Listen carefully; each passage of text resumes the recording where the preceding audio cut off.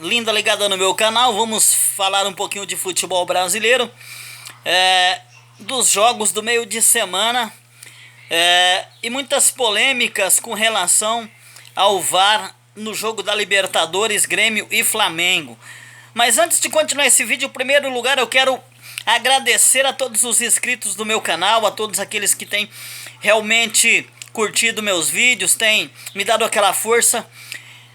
Esse canal não seria nada se não fosse vocês e a importância de vocês para o meu canal.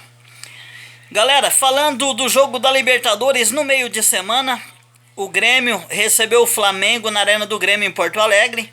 E como todos que assistiram o jogo sabem, o Flamengo realmente amassou o Grêmio no primeiro tempo do jogo da Libertadores da América. E ainda assim não conseguiu fazer o gol, perdeu muitas oportunidades e só veio abrir o placar nesse jogaço que foi o jogo do meio de semana, da quarta-feira à noite da Libertadores. O Flamengo, que realmente mandou na maior parte do jogo, conseguiu abrir o placar apenas no segundo tempo.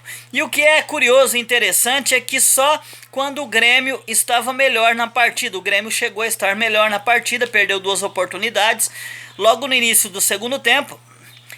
E logo após o Grêmio perder essas duas oportunidades, o Flamengo foi lá e fez o gol que levava o Flamengo à vitória até quase a parte final do jogo. E uma das polêmicas dessa partida foi exatamente no gol, né? Na jogada que originou o gol do Grêmio, no início da jogada. Primeiro, que foi uma falta em cima do Everton Ribeiro. O juiz deu a vantagem ao Everton Ribeiro. Segundo, o Everton Ribeiro chegou a parar, pôr o pé em cima da bola, né? Ele não deu sequência na jogada, porque ele alega que não. Ele alega que não percebeu que o Felipe Luiz estava caído. Mas eu não entendo por que ele deu uma paradinha e pôs o pé em cima da bola. E depois continua a jogada. Então eu acredito que ele viu, mas não acreditou que fosse tão grave esse lance.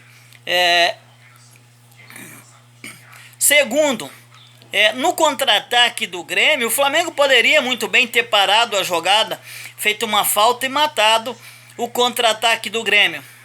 Mas vamos às polêmicas do jogo. Tivemos nesse jogo 3 impedimentos, né, contra a equipe do Grêmio, aliás, a equipe do Flamengo, em favor da equipe do Grêmio, sendo que 2 realmente estavam impedidos, um estava impedido, 3 impedimentos não, 3 jogadas polêmicas, 2 impedimentos, né, e uma jogada que o VAR anulou porque deu falta do Gabigol no Kahneman. Agora, galera, eu concordo com essa jogada, eu concordo até que o Gabigol fez falta realmente nessa primeira jogada em que ele faz o gol. Eu até concordo com o terceiro gol que estava realmente impedido, né? A terceira jogada de impedimento. Agora, o segundo gol que o Gabigol fez, gente, eu não consigo ver impedimento nessa jogada. Eu já olhei por diversas vezes. Já vi o replay da análise tática lá do impedimento com a linha vermelha e a linha branca. E eu não consigo ver impedimento nessa jogada. Realmente é um lance em que é muito difícil um juiz dar o impedimento. Mas acabou que o VAR anulou essa jogada e deu o impedimento em favor da equipe do Grêmio de Porto Alegre. Resultado moral, segundo alguns amigos meus, né? Resultado moral do jogo: 2-1, 3-1, muitos falaram. Na minha opinião, qualquer resultado de vitória para o Flamengo seria um resultado moral, seria um resultado normal, visto que esse gol eu também concordo que foi mal anulado. No demais, o Flamengo que perdeu muitas oportunidades. O Flamengo poderia ter já matado praticamente a classificação no primeiro jogo, visto que criou muitas oportunidades e acabou desperdiçando. Tem muita gente dizendo o Grêmio não vai jogar a mesma coisa no Maracanã. Eu tenho uma coisinha a dizer também. O Flamengo também não vai jogar a mesma coisa no Maracanã. E entre outras coisas, porque o Jorge Jesus continua estudando a equipe do Grêmio, continua realmente vendo a forma do Grêmio jogar. E também, com certeza, ele vai colocar o Flamengo de forma diferente para jogar contra o Grêmio na próxima partida. Outra coisa, o Flamengo pode ser, de certa forma, mais cauteloso na próxima partida. Ele pode armar o time defensivamente de maneira mais segura e aproveitar que o Grêmio precisa fazer o resultado. Quem entra classificado em campo na próxima partida é o Flamengo, 0-0 da classificação ao Flamengo. Isso obriga necessariamente o Grêmio a ter que fazer um gol no Maracanã de qualquer forma.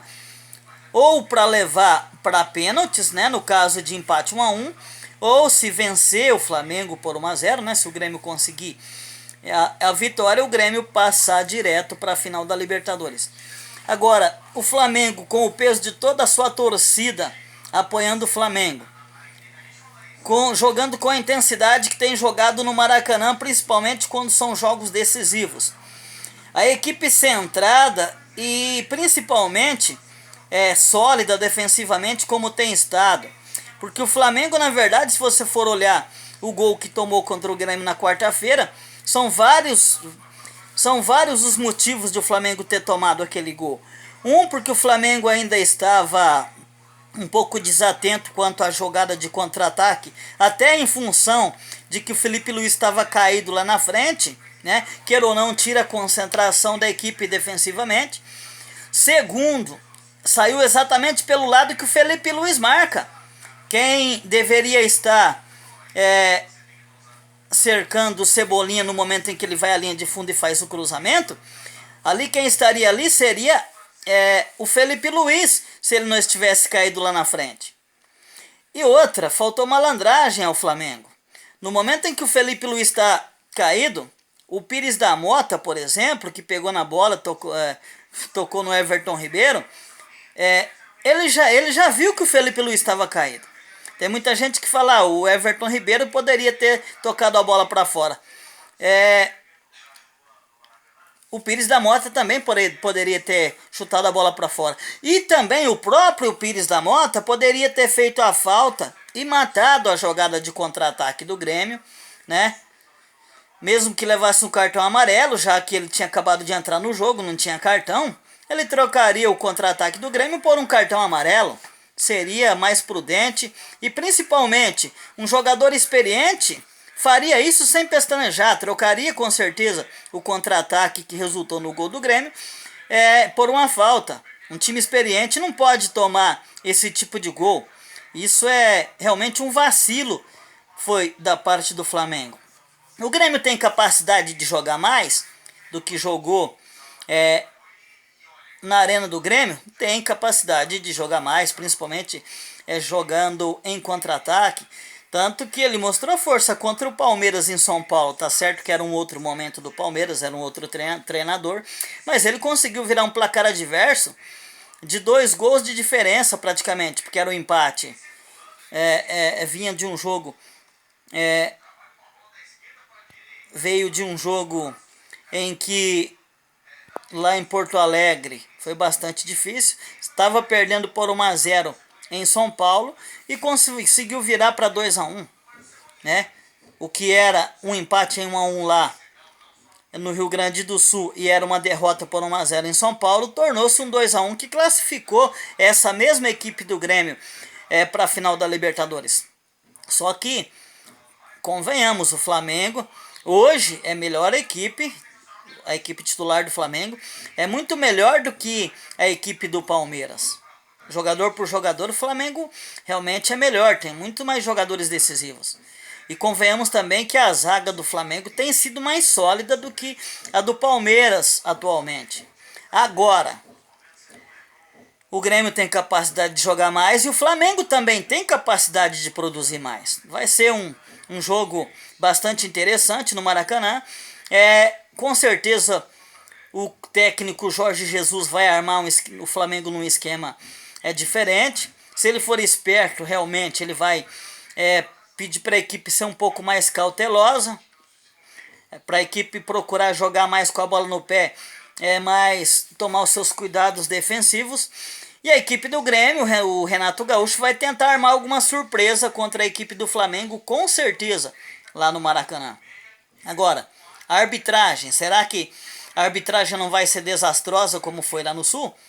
Eu sinceramente torço para que a arbitragem seja a melhor possível, que erre minimamente possível. Não peço que ajude ao Flamengo, não peço que ajude ao Grêmio, mas que a arbitragem consiga ser nula no jogo, consiga fazer o seu papel de apitar com segurança os lances de falta, consiga anular corretamente os lances impedidos e que possa validar realmente os lances que realmente não tiverem impedidos, ou que, enfim, as jogadas legais, que essa arbitragem tenha o discernimento para deixar permanecer a jogada, para que nenhuma equipe seja desfavorecida, ou que uma equipe venha a ser favorecida.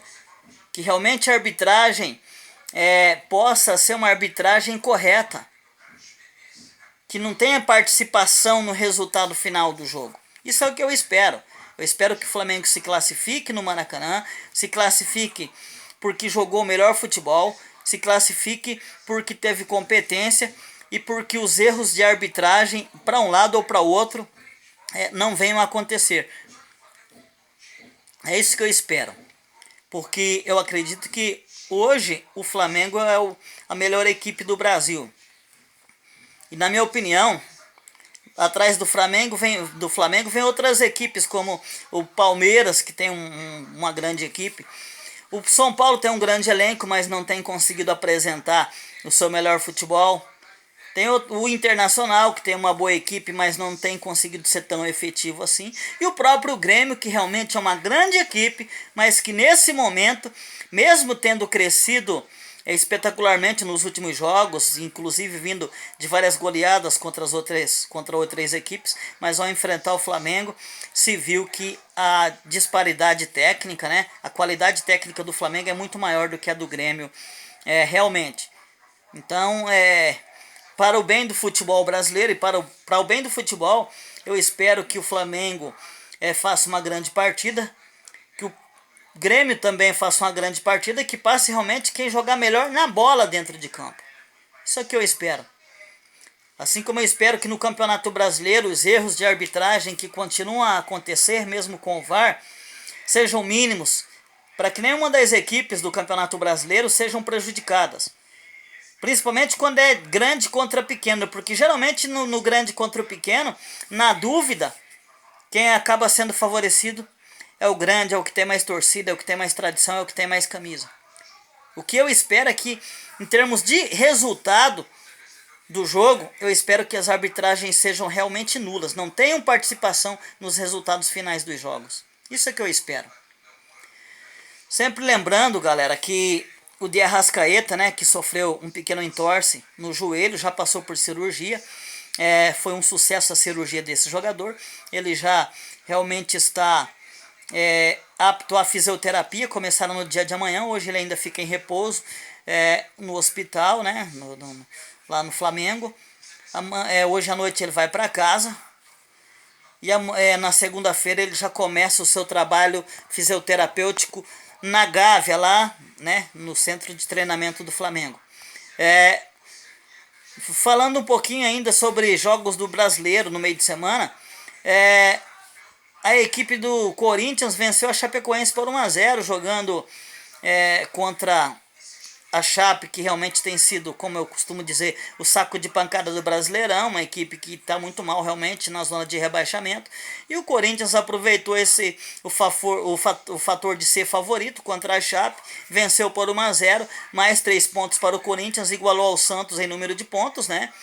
E nesse momento é o quarto colocado no Campeonato Brasileiro, empatado com o Santos em número de pontos, que é o terceiro, mas nos critérios de desempate, né, o Santos ainda está na frente. E a equipe do Vasco da Gama conseguiu vencer a equipe do Atlético Mineiro jogando lá em Minas, gente. A equipe do Vanderlei Luxemburgo conseguiu vencer pelo placar de 2-1. Realmente o Vasco cada vez mais, né, dá provas de que dificilmente cairá para a segunda divisão ano que vem. O Vanderlei Luxemburgo já conseguiu tirar a equipe aí da zona da confusão, já está a 7 pontos, né, da última equipe que cai, das equipes que brigam pelo descenso do Campeonato Brasileiro. Então eu acredito que o Vasco da Gama se manterá na primeira divisão até com uma certa tranquilidade. Galera, sempre lembrando que eu sempre trago vídeo de Cartola no canal, mas eu estou usando outro canal para fazer meus vídeos. Hoje mais tarde eu vou tá trazendo um vídeo sobre Cartola FC no canal Rosenildo Nunes Oliveira 2. Um canal, se você pesquisar aí Rosenildo Nunes Oliveira no YouTube, vai aparecer, né, os meus canais. O que tiver a fotinha sem fotinha, né, lá um perfil vermelho, é o perfil do outro canal no YouTube, aonde eu tenho gravado os vídeos para falar de Cartola FC e também para falar de futebol brasileiro. Se inscreva nos meus canais aí, me dá aquela força, porque eu faço esse trabalho exatamente para vocês. Muito obrigado a todos. Se inscreva no meu canal e dá aquele like. Até o próximo vídeo.